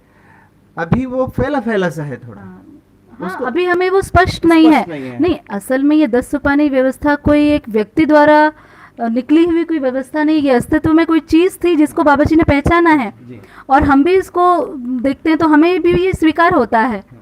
ये सच बात है, ये बहुत महत्वपूर्ण है। दोबारा से मैं इस बात को कहना चाहूँगी, मध्यस्थ दर्शन सह अस्तित्ववाद द्वारा निश्चित जो भी बात है, ये अस्तित्व की डिज़ाइन की हम बात कर रहे हैं। ये किसी एक व्यक्ति द्वारा निकली गई कोई योजना नहीं है। ठीक। ये अस्तित्व में 10 सोपानी व्यवस्था है ही, जिसको अभी भी भागीदारी एक मतलब आंशिक रूप में हो रही है, पूर्ण रूप से हो नहीं रही है, और उसको पूर्णता के रूप में होना अभी शेष है। तो ये संस्था की परिभाषा मैं बताती हूँ। तो देखिए कितनी सुंदर संस्था की परिभाषा है। पूर्णता के अर्थ में चिन्हित स्थान में नियंत्रित रहना। फिर से, पूर्णता के अर्थ में चिन्हित स्थान में नियंत्रित रहना। तो कोई भी एक चिन्हित स्थान होता है, वहाँ पर मनुष्य रहता ही है। तो उसमें दो चीज़ जुड़ गई, क्यों रहना है पूर्णता के अर्थ में, और कैसे रहना है, नियंत्रित होकर रहना है ना। नियंत्रित होकर रहना है। तो हमारा ये संस्थान कोई एक अभ्युदय संस्थान ही संस्थान नहीं है। आपका जिस परिवार में आप रह रहे हैं ये भी एक संस्था है ना। हर जगह संस्था है, एक निश्चित स्थान जहाँ पर हम नियंत्रित पूर्वक और पूर्णता के अर्थ में निवास करते हैं। और आगे लिखे हैं संस्था ही व्यवस्था है। हाँ, आगे की लाइन है, उससे पहले की लाइन पढ़ लेते हैं पहले, कि साथ ही इन्हीं स्थितियों में वह में से के लिए दायित्व कर्तव्य निर्वाह करने के लिए बाध्य है। तो इसमें आगे अस्तित्व का नियम क्या है हमारे लिए। तो अभी तक हम शुरुआत से क्या पढ़ रहे हैं, सतर्कता को समझे। सतर्कता व्यक्ति के रूप में, परिवार के रूप में, समाज के रूप में, अंतर्राष्ट्र के रूप में, है ना, इसको हम समझे हैं। इसके साथ सतर्कता बातचीत करने में, वादत्रय में भी अभ्युदय के अर्थ में है। ये सब कुछ परोसा जा चुका है बाबा जी का, लेकिन हमें बस अपना पुरुषार्थ करना बाकी है। 10 सोपानी व्यवस्था भी हमने अभी तक बातचीत की है, ताकि वो अस्तित्व में है ही, केवल मनुष्य को पहचानना है। इतनी सार बात इसीलिए जो व्यक्ति लोग बाद में ज्वाइन करें उनके लिए। तो ये एक सुंदर लाइन और आई है आगे, कि साथ ही उन्हीं स्थितियों में वह में से के लिए दायित्व व कर्तव्य निर्वाह करने के लिए बाध्य है। तो जब भी बाध्यता आती है ऐसा लगता है मजबूरी की कोई बात कर रहे हैं, है ना। जबकि बाध्यता में बाबा जी ये कहते हैं कि हम गुथे हुए हैं उस व्यवस्था में। जैसे एक माला होती है, उसमें एक एक फूल गुथा हुआ है, इसी तरीके से पदार्थावस्था, प्राणावस्था, जीवावस्था, ज्ञानावस्था, ये व्यवस्था के सूत्र में गुथे हुए हैं हम लोग अपने कर्तव्य और दायित्व में। जैसे माँ है, वो कर्तव्य दायित्व की व्यवस्था में गुथी हुई है, वो उससे निकल नहीं सकती। वो नियंत्रण अस्तित्व का नियंत्रण है। एक बच्चा सोचे नहीं मैं आगे पालन नहीं करूँगा, मुझे मनमानी से जीना है, ऐसे नहीं है। वो गुथा हुआ है व्यवस्था में। केवल हमें क्या करना है, उस अस्तित्व की व्यवस्था जो मानव के लिए नियम है उसको पहचानना है और जीना है। तो नियंत्रण पूर्वक जीने में तब मजा आता है। जब हम समझ के जीते हैं तब बाध्यता नहीं है, है ना, वो सहज है।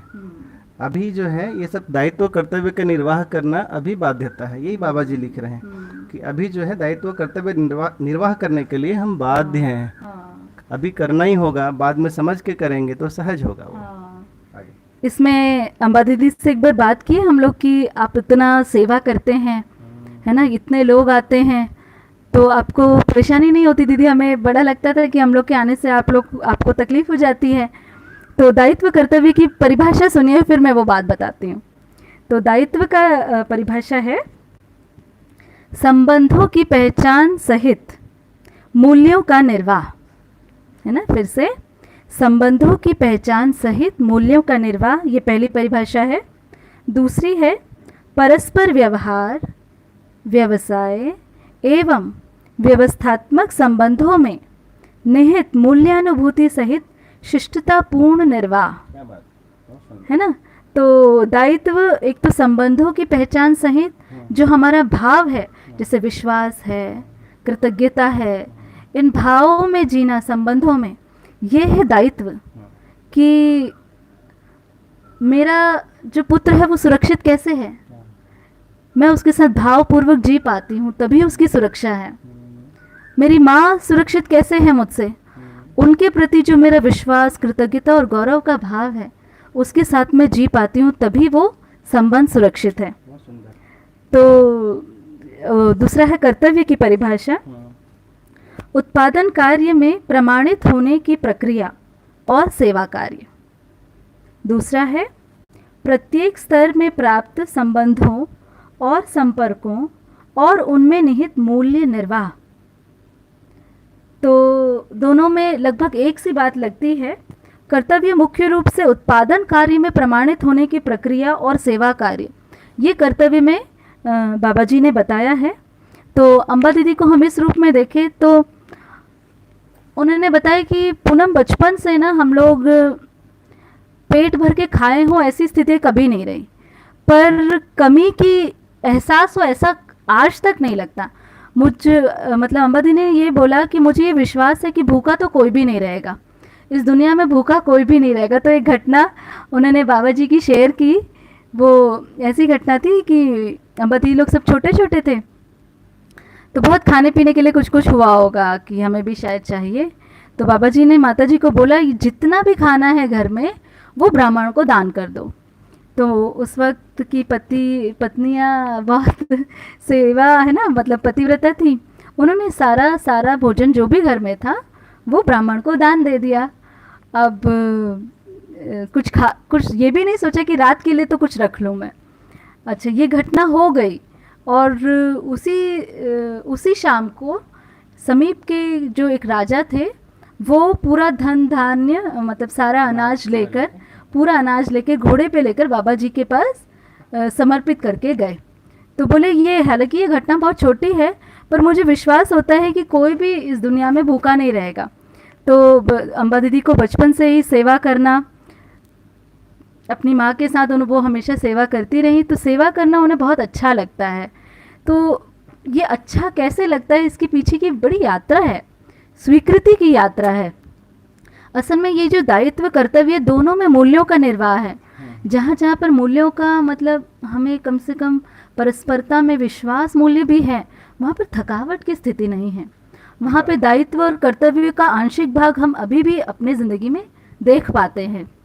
तो मनुष्य करने के लिए बाध्य का मतलब है वो गुथा हुआ है अस्तित्व में। अस्तित्व से हम बाहर तो नहीं जा सकते ना, अस्तित्व के कुछ नियम हैं जिसमें हम सभी गुथे हुए हैं।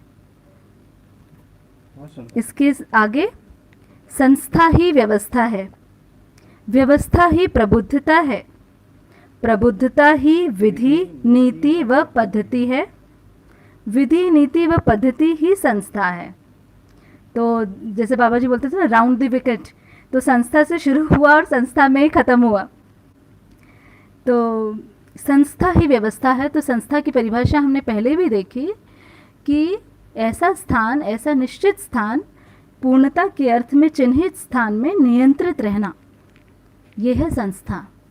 तो कहीं पर भी हम रह रहे हैं, कहीं पर भी कोई भी मनुष्य रह रहा है और वो व्यवस्था, है ना, भाव के साथ रह रहा है, नियंत्रित होकर रह रहा है, वो ही व्यवस्था है। हमें ना कोई बड़ा काम नहीं करना है। एक जीवन विद्या की किताब में बाबा जी ने बहुत सुंदर लिखी है, न हमें पानी को पत्थर बनाना है, न पत्थर को पानी बनाना है, न हमें कोई सिद्धि चमत्कार करना है।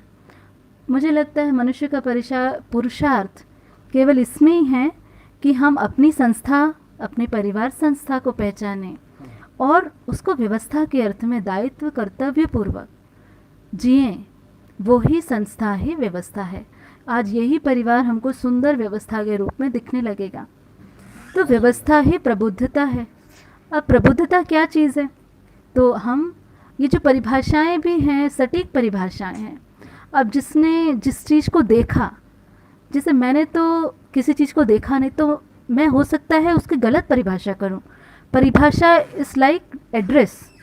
जैसे मुझे किसी के घर जाना है, आप मुझे एड्रेस बताइए, तो अब मैंने उस घर को देखा ही नहीं तो मैं गलत एड्रेस बताऊंगी।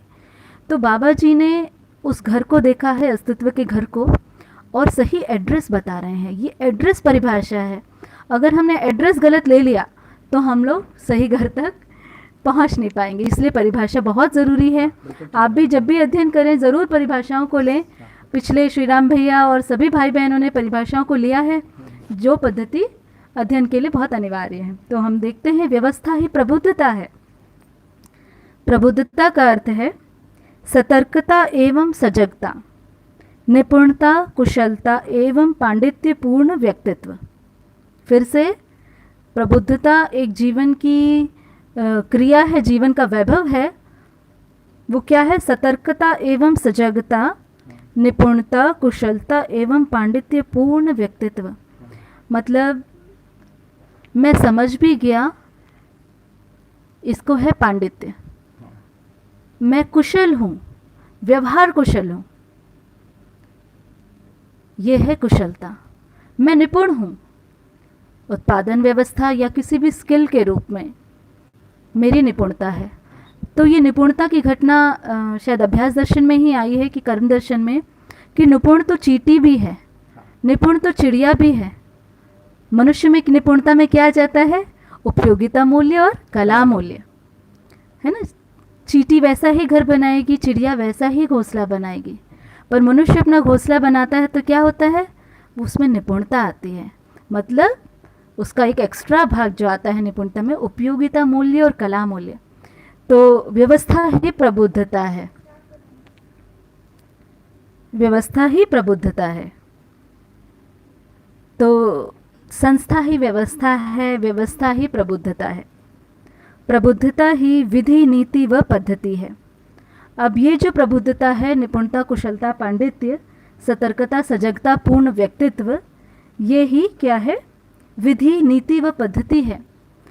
तो ये क्या है विधि, नीति और पद्धति?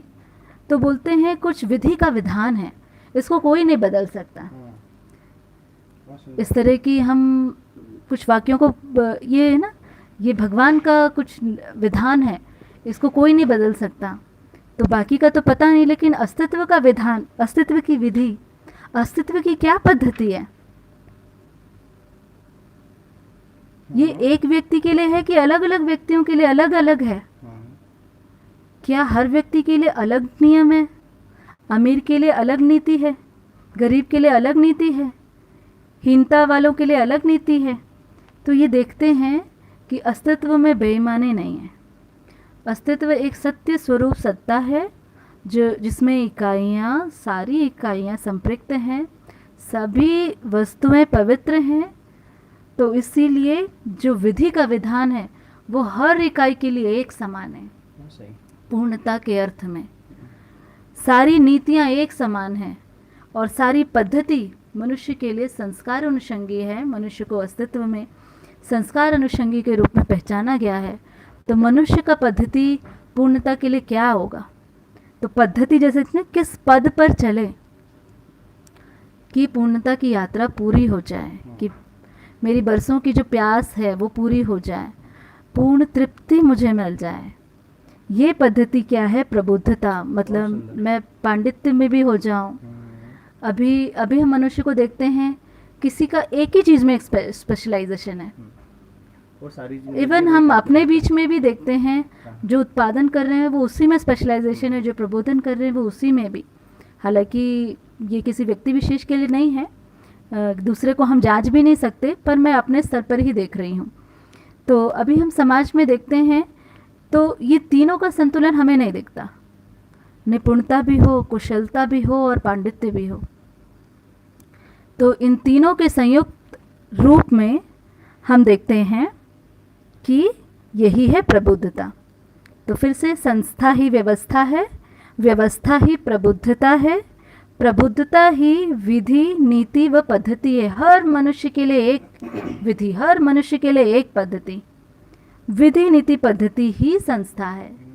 तो संस्था और विधि नीति पद्धति जो हम बात करें, फिर से संस्था की परिभाषा, पूर्णता के अर्थ में चिन्हित स्थान में नियंत्रित रहना।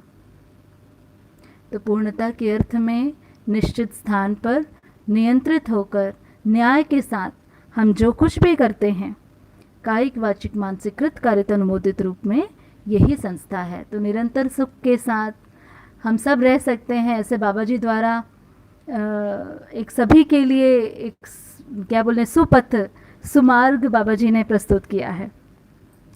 इसके आगे संस्था की प्रथम अवस्था परिवार सभा।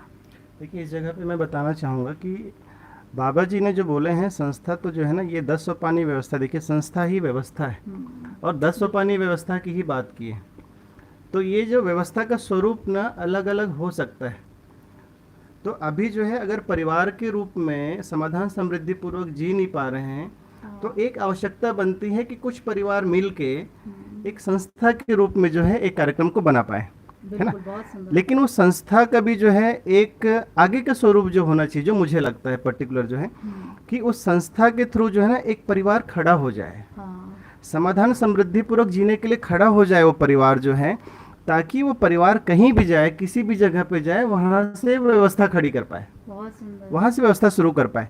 इसीलिए जो है ये जो आप देखेंगे तो जो है जो अगली लाइन है उसमें है ना, इसमें दिया हुआ है कि इसी में एक एग्जांपल दे दूं? हाँ हाँ बिल्कुल दीजिए, आप दीजिए। संस्था की प्रथम अवस्था परिवार सभा है।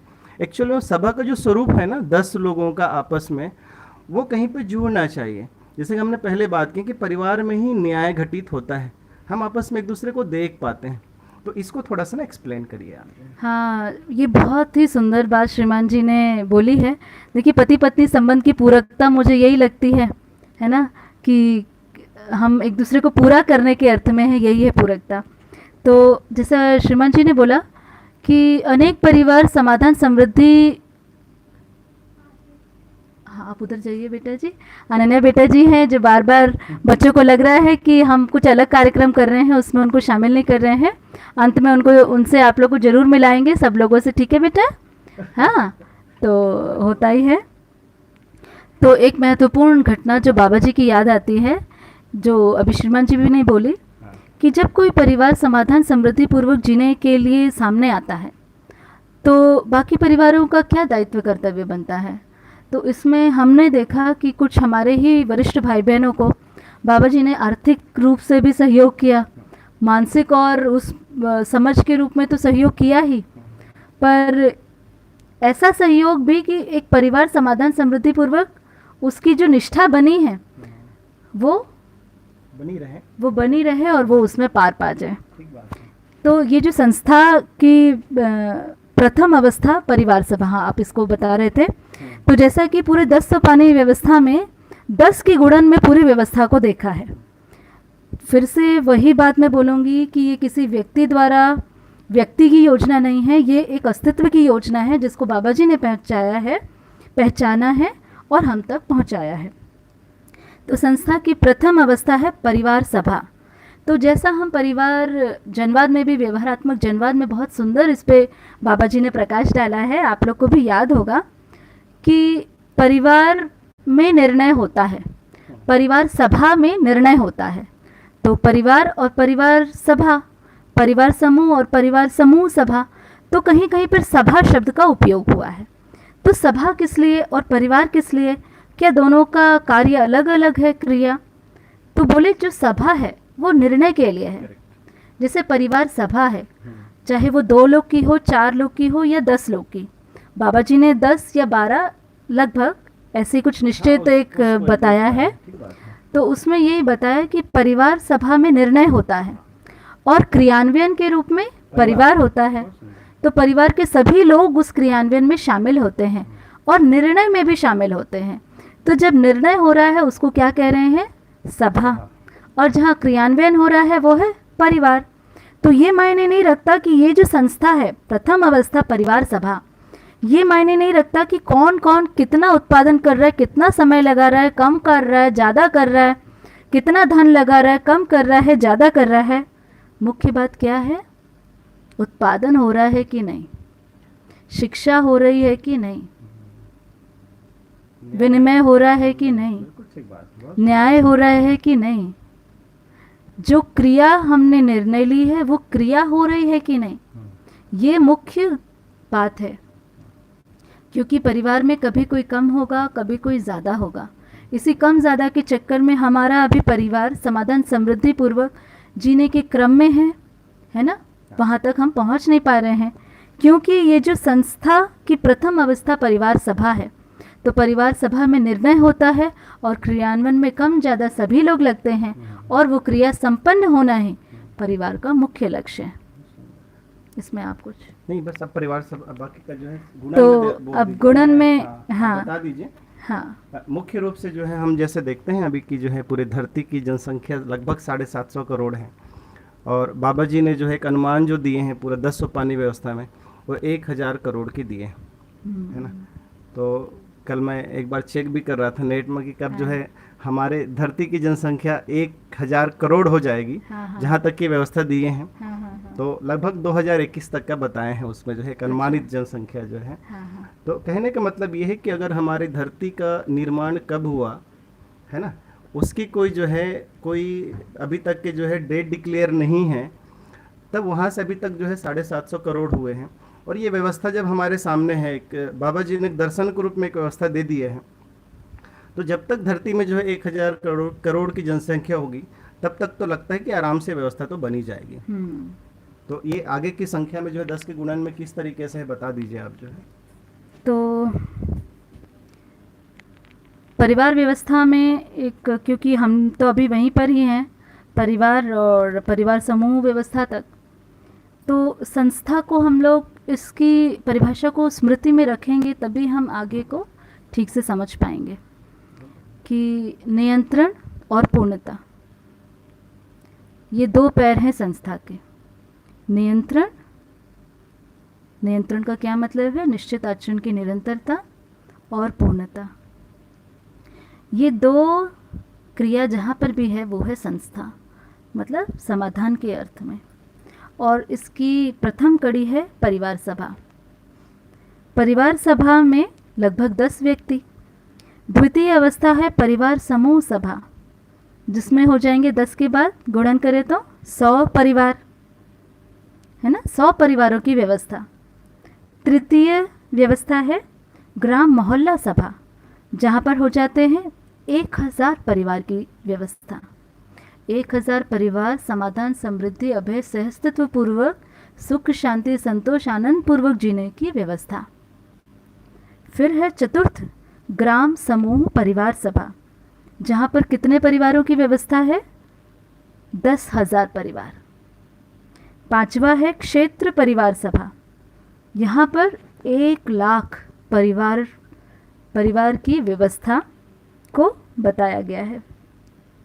छठा है मंडल परिवार सभा, यहाँ पर 10 लाख परिवारों की समाधान समृद्धि अभयता की व्यवस्था है। सातवां है मंडल समूह परिवार सभा, जहाँ पर 1 करोड़ परिवार की व्यवस्था का उल्लेख है। फिर है 8वां मुख्य राज्य परिवार सभा, जिसमें 10 करोड़ परिवार खुशहाली से, बगैर किसी आर्थिक परेशानी के, बगैर धरती को घायल करे, बगैर वायु पानी मिट्टी पत्थर को घायल करे, खुशहाली से समृद्ध धरती में, है ना, निरंतर ऊर्जा के साथ जी सकते हैं। 9वां है राज्य परिवार सभा, जिसमें 100 करोड़ परिवार के व्यवस्थित जीने की व्यवस्था है। 10वां है और यह आखिरी है विश्व राज्य परिवार सभा, जिसमें 1000 करोड़ परिवार व्यवस्थित, बगैर शोषण के, बगैर नौकरी व्यापार के, समाधान समृद्धि पूर्वक, अभयता पूर्वक, सह अस्तित्व पूर्वक, चारों अवस्थाओं के साथ उनको जिंदा रखते हुए, उनको बनाए रखते हुए जीने की खुशहाल की व्यवस्था बाबा जी ने अस्तित्व में देखी है और उस अस्तित्व के डिज़ाइन को हमें भी बताया है। अभी हमारा पुरुषार्थ है, सब कुछ बाबा जी से मिल गया है, किताबें मिल गई हैं, बहुत सारे वीडियोस मिल गई हैं, उनको जीते हुए देखें वो व्यक्ति भी हमारे सामने हैं। केवल हमें ही अपनी फर्स्ट प्रायोरिटी अपने पुरुषार्थ को बनाना है कि हम भी, हमारी संस्था भी प्रबुद्धता के अर्थ में जी पाए। तो ये करते करते मतलब कभी कभी कुछ चीज़ें क्लिक करती हैं। जैसे मुझे अभी यही लग रहा है कि जब इतने सारे पेड़ पौधे पशु पक्षी खुशहाली से रह सकते हैं तो मानव क्यों नहीं रह सकते भाई? इतने अनेक प्रकार के पेड़ पौधे, मतलब जिस लता को जिस पेड़ में लिपटना है वो भी उसको जगह दे रही है। कुत्ते बिल्ली सब साथ में रह रहे हैं, वहीं पे सांप है, सब कुछ साथ रह रहे हैं। तो जो एक जाति के मनुष्य मतलब 1000 करोड़ लोग नहीं रह सकते, ऐसी कल्पना में तो नहीं आता है ना? मतलब ये पॉसिबल है, पहली तो ये बात। दूसरा, ये कैसे पॉसिबल है? अध्ययन विधि से, है ना? इसके लिए कोई तप साधना नहीं करनी है, केवल पुरुषार्थ करना है। तो मैंने पहले भी मानवीय सभ्यता का एक उदाहरण बाबा जी के परिवार में जो बताया कि प्रतीक्षा की जाए, है ना, और किसी से मनवाना, अपनी बात को मनवाना, ये बाबा जी के परिवार में नहीं रहा। तो ऐसे कुछ हम जागृत व्यक्ति का अगर हम अनुकरण करते हैं तो अगर हमारी परिवार संस्था बनती है, हमारा परिवार एक पूर्णता और नियंत्रण के अर्थ में संस्था बनती है, तो दिल्ली दूर नहीं, मतलब विश्व परिवार व्यवस्था दूर नहीं। दूरी केवल अपने में है और परिवार में है। हाँ, मुख्य रूप से ऐसा लगता है कि कोई मिरेकल जैसा लगता है कि पूरी जो है सारी धरती एक साथ एक व्यवस्था के साथ में जी पाएगा, लेकिन उसका जो है अभी नहीं हो पा रहा। उसका मुख्य कारण नीचे दिया हुआ है। अगर हम अगली लाइन में जाते हैं उसमें दिया हुआ है मुख्य रूप से जो है, अगर जो है अभी धरती खंडित है तो उसका सबसे बड़ा महत्वपूर्ण कारण है वर्गवाद में अखंडता, है ना? वर्गवाद के कारण से मुख्य रूप से जो है मानव जाति अभी एक जो अखंड समाज की जो बात कर रहे हैं, वो अभी वर्गवाद जिस तरीके से हावी है उस कारण से ही अभी नहीं हो पाया है। मुझे इससे लगता है इससे भी पहले हमको थोड़ा देखना पड़ेगा। देखिए, हम अध्ययन कर ही रहे हैं और जागृत व्यक्ति का ही अध्ययन होता है, उन्हीं से अध्ययन होता है और उन्हीं के जीने से ही अध्ययन होता है। तो कुछ बातें जो हमें स्मृति में है कि बाबा जी जब जैसे निपुणता, कुशलता और पांडित्य के संयुक्त रूप में हम बाबा जी के पूरे जीवन प्रतिष्ठा को देखते हैं। तो एक समय ऐसा था जब बाबा जी वैसे तो शुरू से ही बहुत कर्मठ रहे, सेवाभावी रहे, पर जैसे ही जब उन्होंने साधना की तो उनकी शारीरिक स्थितियाँ काफ़ी बदल गई। पैरों की स्थिति, आँखों की स्थिति, और लंबी साधनाओं के बाद, काफ़ी वर्षों की साधना के बाद वापस जब वो शरीर के साथ में कि मुझे जो मैंने समझा है उसे प्रमाणित करना है, तो 1 एकड़ में 40 बोरा का धान का भी उत्पादन किया। 32 क्विंटल, मतलब उसको कहते हैं 32 क्विंटल, 1 एकड़ में 32 क्विंटल। तो अगर हम अनुकरण कर रहे हैं तो हमें उस शारीरिक क्षमता का भी अनुकरण करना होगा, केवल व्यवहार ही नहीं, है ना? तो अभी अक्सर ज़्यादा समय एक मतलब मुझे ये ऐसा लगता है, एक जो हमारे बीच में एक वो आ गया है कि अध्ययन ही करना है। अध्ययन ना निरंतर होता है, केवल किताबों से ही नहीं होता है। हम जहाँ हैं वहीं हमारा अध्ययन होता है। तो बाबा जी का जब हम अनुकरण कर रहे हैं तो उनकी मानसिक स्थिति और उनकी शारीरिक स्थिति और उनका परिवार में जीने की स्थिति, इन सब के संयुक्त रूप में ही हमारा अध्ययन पढ़ने के रूप में भी पूरा होगा और जीने के रूप में भी पूरा होगा। मुख्य रूप से क्या है, जीना तो साथ साथ है ही। तो इसमें जो परिवार व्यवस्था का जो समाधान समृद्धि पूर्वक जीने की बात है ना, तो हम समाधान के साथ साथ जो है समृद्धि का फोकस तो बनता ही है, उत्पादन का फोकस बनता ही है।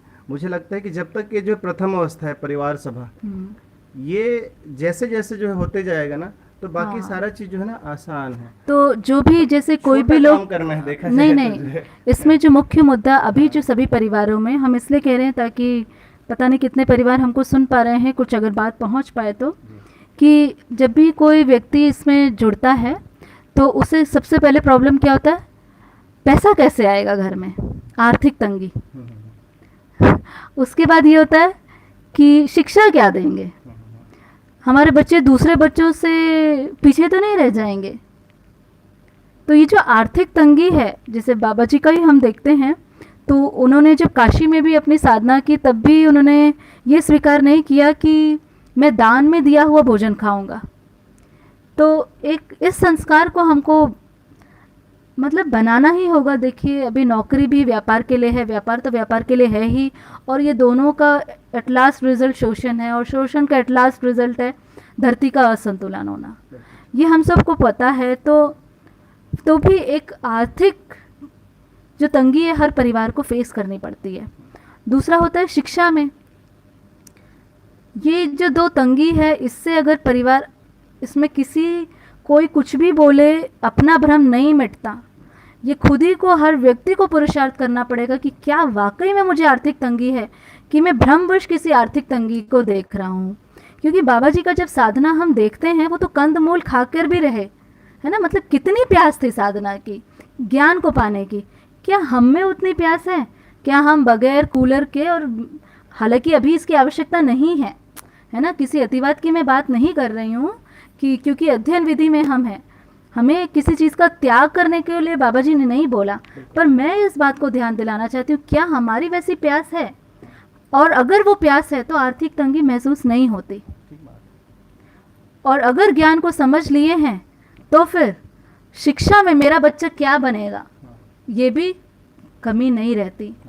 तो कौन विद्यालय वाले बोल रहे हैं, कौन प्रबोधक बोल रहे हैं, कि सोम भैया बोल रहे हैं, कि साधन भैया बोल रहे हैं, इनकी बातें हमें बहुत समय तक सहारा नहीं देती। ये बैसाखियाँ ही हैं, हमें ही पुरुषार्थ से अपने में उन उत्तरों को पाना होगा अपनी तृप्ति के लिए।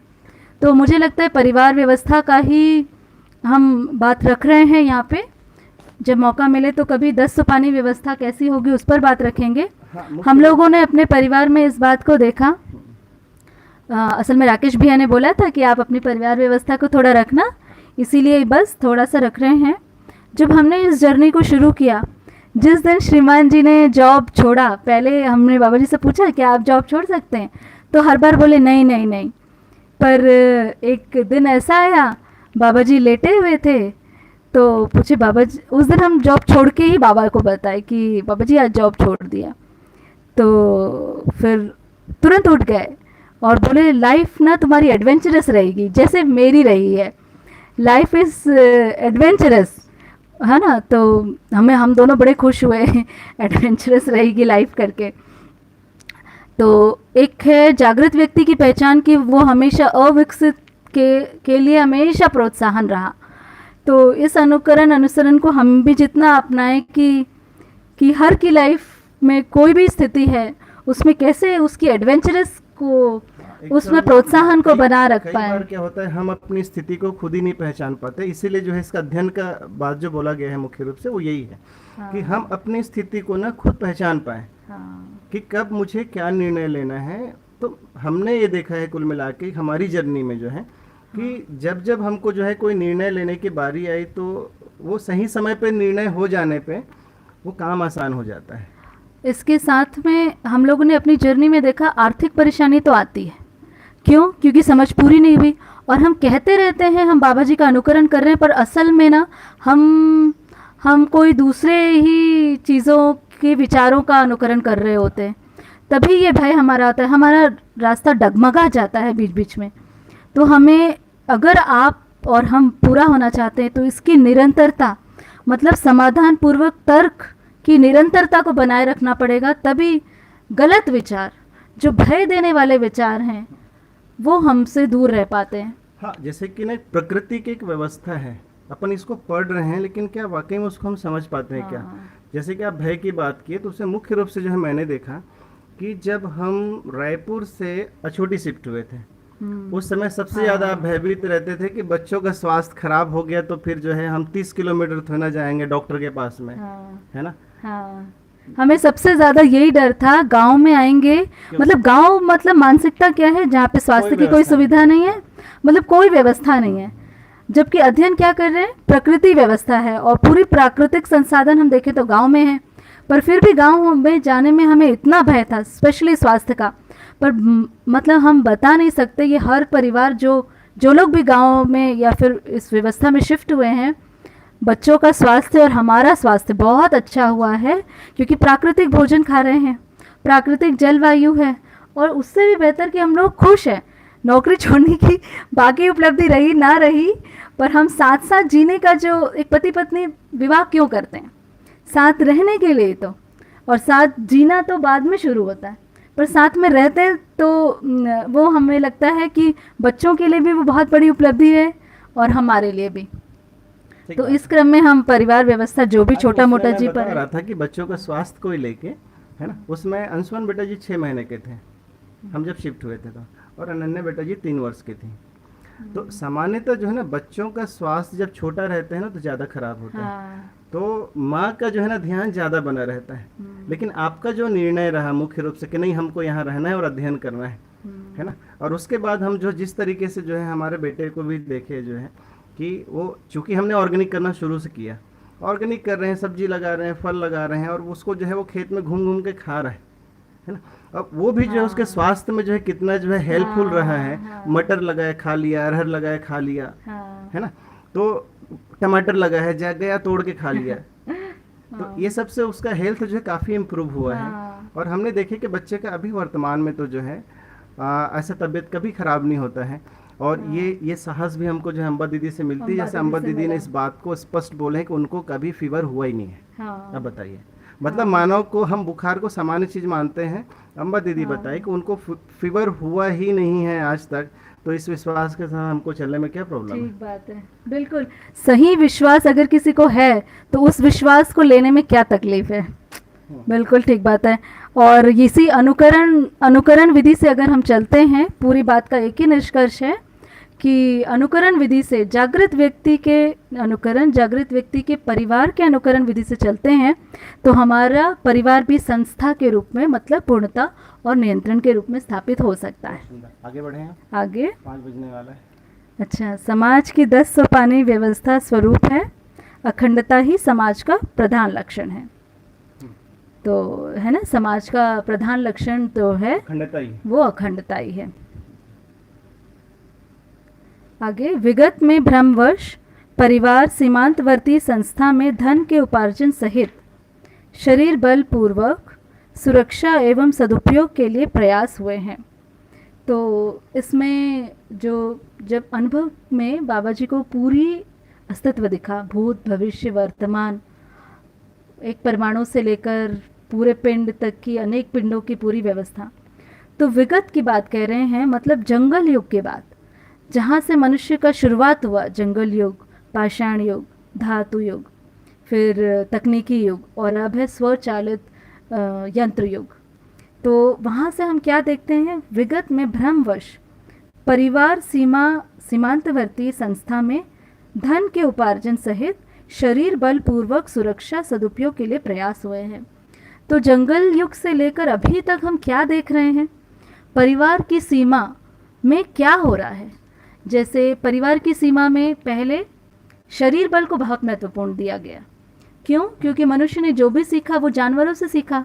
तो जानवर कैसा है, जो ज़्यादा बलशाली है वो कम बलशाली को हिंसा पूर्वक उसको मारकर खाता है।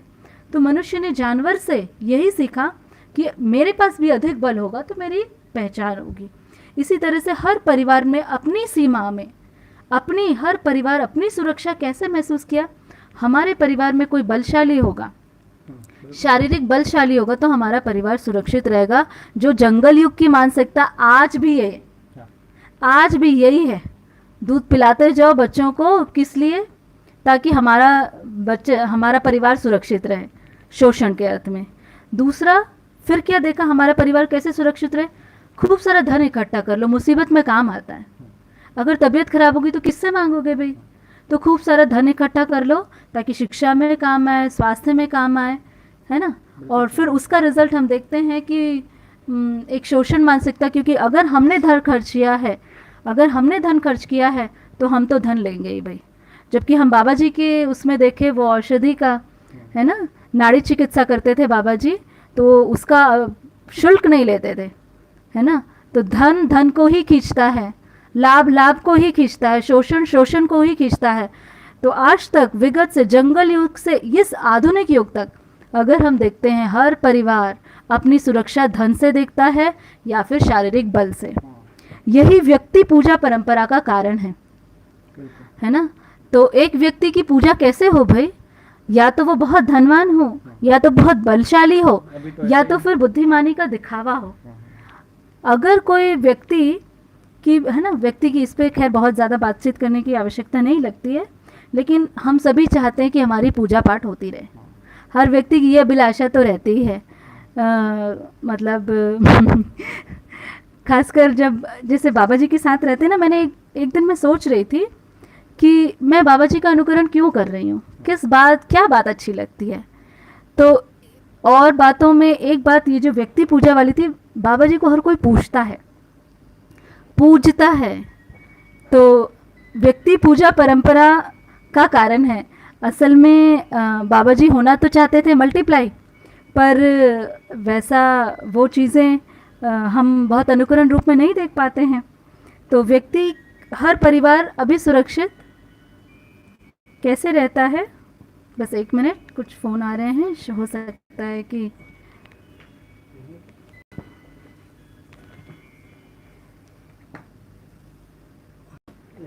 हाँ जी, सॉरी फॉर द डिस्टर्बेंस। तो हम यही देख रहे हैं कि व्यक्ति पूजा, क्योंकि हम ये मानते हैं कि इस पूरे अस्तित्व को किसी ने बनाया है। जो कोई चीज़ अगर किसी को बनाया है वो ज़्यादा बलशाली है, तो उसकी पूजा तो होनी चाहिए। अब एक व्यक्ति की पूजा होती है तो वो व्यक्ति स्पेशल हो जाता है, और वो व्यक्ति जब स्पेशल होता है तो वो चाहता है कि मेरी पूजा निरंतर होती रहे, तो वो अपने आप को मल्टीप्लाई नहीं कर पाता। इसी जगह हम बाबा जी को देखते हैं, वो एक सामान्य व्यक्तित्व वाले व्यक्ति रहे। उनका आहार विहार व्यवहार अति सामान्य रहा। हमेशा इसी प्रयास में अपनी पूरी शिक्षा को देते रहे कि कैसे इसका लोक व्यापीकरण हो जाए। इसीलिए उन्होंने व्यापार को अपने से बहुत दूर रखा, मुद्रा को अपने से बहुत दूर रखा। तो अभी तक भ्रम, हर परिवार क्या चाहता है, ये परिवार हम बनाते ही क्यों हैं, है ना। तो परिवार का मतलब केवल विवाह नहीं होता है, और अस्तित्व में विवाह कोई अवांछित घटना नहीं है। एक व्यक्ति का दूसरे व्यक्ति के साथ में समाज गठन के अर्थ में जुड़ना, है ना, संतान की प्राप्ति करना, ये कोई भी अवांछनीय घटना नहीं है। हर परिवार अपनी सुरक्षा चाहता है। भ्रम तो फिर क्या होता है, फिर कोई कीमत ही नहीं, अब तो मैं खाली हो गया। तो आर्थिक, हम हर परिवार मुख्य रूप से सुरक्षित, क्या चीज़ को हम सुरक्षित रखना चाहते हैं, वस्तुएं हैं उसको। तो तन मन धन अर्थात अर्थ की सुरक्षा ही वास्तव में सुरक्षा है।